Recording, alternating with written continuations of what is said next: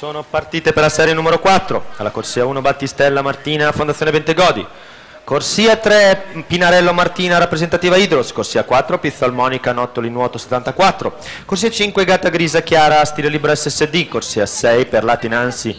Leo Sport, corsia 7 Rigo Claudia Gabbiano, corsia 8 Brollo Valentina Piave Nuoto. È assente in corsia 2 Massimo Alessandra.